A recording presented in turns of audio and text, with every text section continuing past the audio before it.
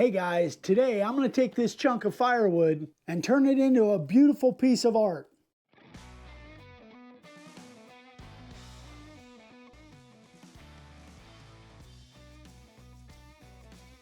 So a friend of mine who's a firefighter was out in the middle of nowhere fighting a fire. He saw this stump, noticed it had kind of a heart shape, so he saved it, brought it to me and asked me if I could do something cool with it for a gift for his wife. So we're going to see what we can make.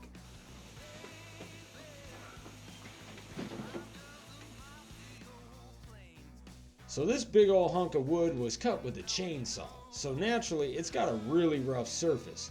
Now, we think this is elm. That's what our buddy Andrew down at Reclaim Secrets tells us, and that guy's really knowledgeable when it comes to identifying wood species. This stuff is super hard, so we tried sanding it first and decided there's no way we're going to sand this thing down and get it flat enough to carve. So Dad took the little electric hand planer and he roughed it down right around to where he wanted it.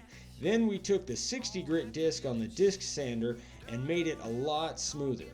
Now it's not perfect, it's not super flat, but it's definitely smooth enough for us to carve, and that's really what we were looking for.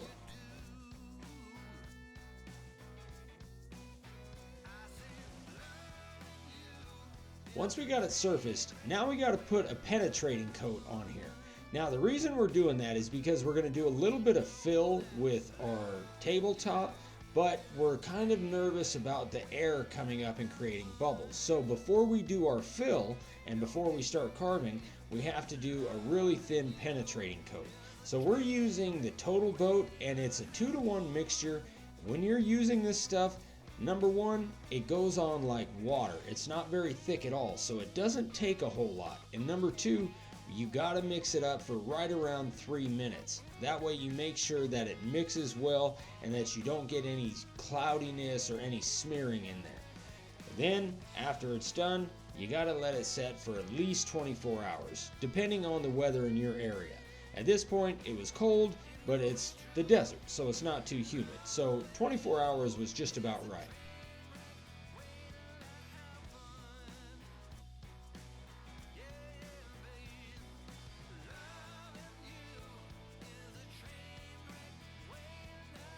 So for the fill, we used our super gloss epoxy and then a little bit of red tint. Now this hole in the center here, we're not really planning on that filling up because it goes almost all the way down as far as we can tell. But we want to fill in the cracks as much as possible.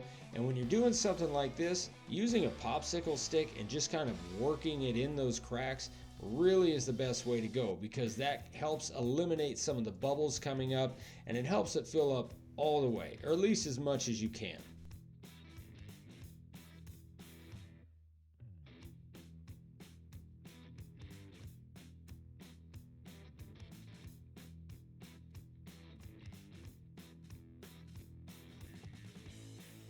It's January 2024. We've got a huge goal of hitting 100,000 subscribers by the end of the year. Do us a favor, hit that subscribe button. If you like what we do, if you're getting value out of these, we've got tons of great projects coming up. Wait till you guys see. Hit that subscribe button, click that little bell icon so you won't miss a thing. After waiting another 24 hours for the epoxy to dry, then we sanded it all off and got it ready to finally start laying out and carving. This is one of the reasons I don't like epoxy, because I'm super impatient, but I have to say, it always turns out good. So because this is such an odd shape, it's really difficult to lay out, because you can measure off the top and the bottom, but it's not square, it's not even at all, so it could be off. So your measurements are kind of useless with something like this. This is where the experience of eyeballing it and seeing if it's cockeyed to see if it's tilted one way or the other really comes in handy. Dad's been doing this for 50 years, so I decided I would let him do this one to, make him feel better about himself. He used one of our layout arches to get the arch in the top line. Now, you got to be real careful because Dad's going to do the top line outset, so that doesn't leave a whole heck of a lot of room. When you have a date like Dad's doing on the bottom line there, we're putting little dashes in there, but we don't need to lay that out. Once it's all sprayed, then we'll fill that in with a pencil to give ourselves a line to carve. Now, this thing has a lot of cracks. It's got a lot of open areas. So Dad's using the blue tape to tape off anywhere that the spray is going to get down in that we can't sand. And then he's also taping off around the edges to make sure that none of the overspray gets on the bark. Once it's all taped off and all laid out, then Dad's going to start spraying. Now guys, this is only maybe a minute and a half that it shows on this, but this layout was right around 25 or 30 minutes. Dad really took his time, but for the sake of time, we didn't show all of that.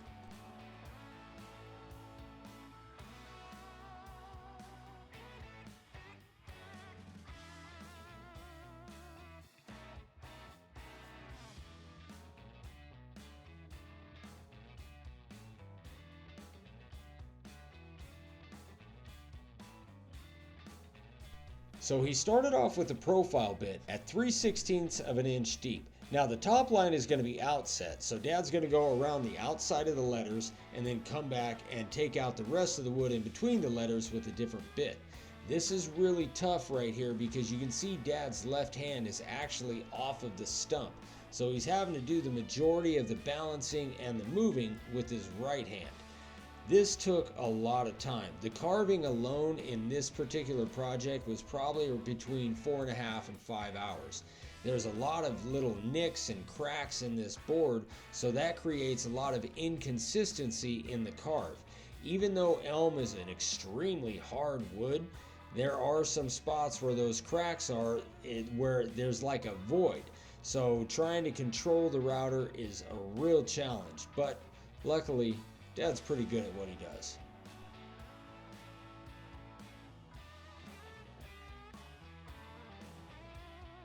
Even though this video is time-lapsed, you can see that Dad's going over the same area several times in kind of short strokes. This allows him to be able to get in there and not have to take out so much at one time, and also just to feather his way into the line to make sure those voids don't throw him off. Something else to keep in mind, Dad had to sharpen his bit just on this line, I think twice during this carve. So if you're trying to carve something hard like this with dull bits, you might as well just use a pocket knife.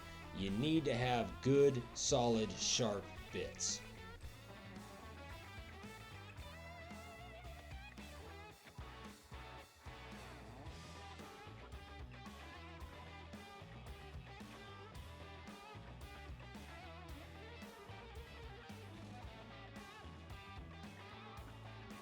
The next bit Dad's using is the 60-degree bit at 3/16 of an inch deep. So these are 1-inch Clarendon letters, and in my opinion, these are the hardest letters to carve inset. For some reason, it's just really challenging, and I think it's because there's not much room for error. If you wanted to make it a little bit easier, you could do this with a profile bit. But you guys know Dad. He's not going to take the easy way out. He's going to do it the right way, whether it's hard or easy. Don't matter.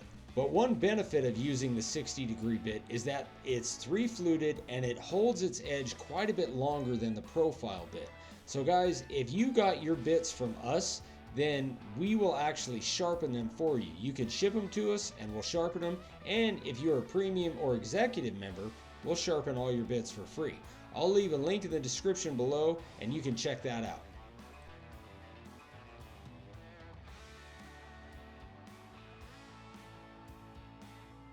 So for the little dashes in between the date and the period after the established, you don't really have to draw them in, but because this is so dark, it's a good idea to do that. It just takes a couple of seconds and it gives you a solid line to follow. Also, if you draw it and you don't like where it's at, you can erase it. If you try to do it with the router bit first time, then it's done.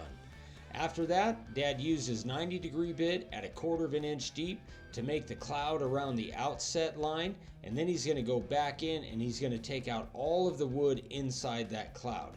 Now we kind of debated on whether or not we should spray this thing, but I think the natural look of it really helps it stand out. One thing about doing an epoxy pour over spray is it kind of takes away the depth a little bit, but if you leave it natural, you can see all of that depth and all of the texture inside the cloud.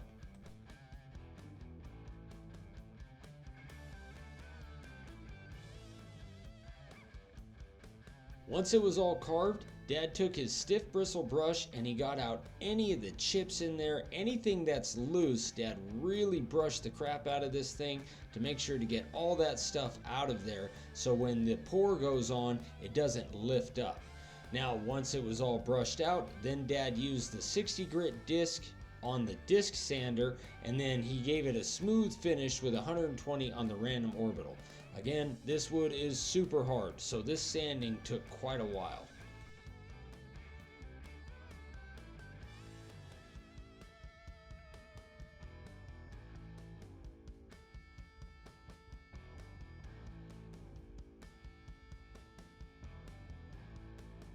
Once all the carving was done, we put another penetrating coat on here. Now, I'm not 100% sure it was necessary, but it's very possible that we sanded off the majority of the penetrating coat that we put on to begin with. So we wanted to make sure that we didn't get a bunch of bubbles when we did the flood coat. You got to be careful doing this, especially with a brush, that it doesn't create a ton of bubbles inside the carving. So you really want to do it slow and smooth. That way you're not mixing it up and giving it like a bubble bath look. This stuff, if it bubbles, it's the same effects as with a flood coat. It's going to mess everything up.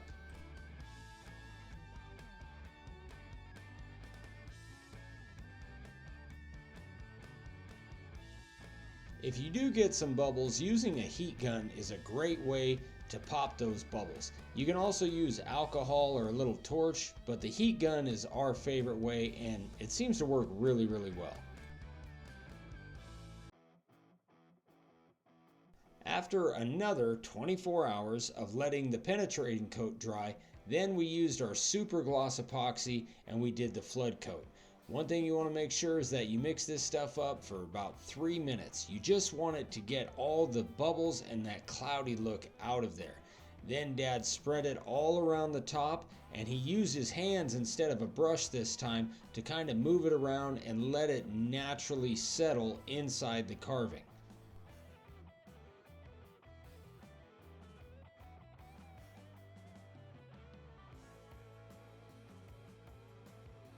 So Dad had this idea, and to be honest, I wasn't 100% sure about it. He wanted to drip it all along the edge and have some natural and have some with the coat on it.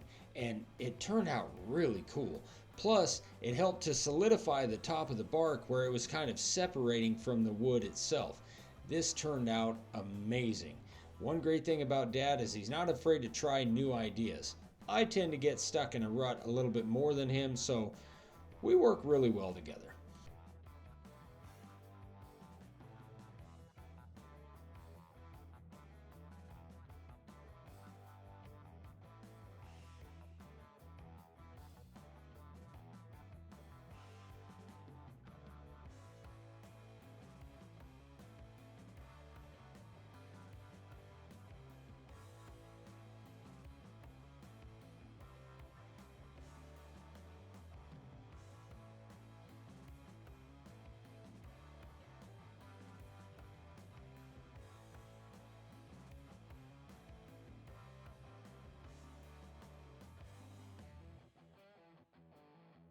All right, guys, there is the finished product. I love how this thing turned out. Yeah, this one, it definitely had its challenges. I really didn't know what kind of wood this was, but I checked with my local expert. He said it's elm, and I'll tell you what, it was tough stuff. It wasn't really super hard, but it was really squirrely. So it was difficult, and all those splits in there and stuff, I was really nervous that something would chip out, but I was lucky enough that everything held together. I love the way the epoxy looks on here. I love the way I dripped it down over the edge, stabilized the bark, especially at the top few inches, but the way it drizzled around and still shows the natural bark and the bark with the epoxy on it. I love everything about it. So Thanks so much for watching, guys. If you have any questions, anything I can answer for you, shoot me an email, eric@makeawoodsign.com. We love you guys. We'll see you on the next one. Bye-bye.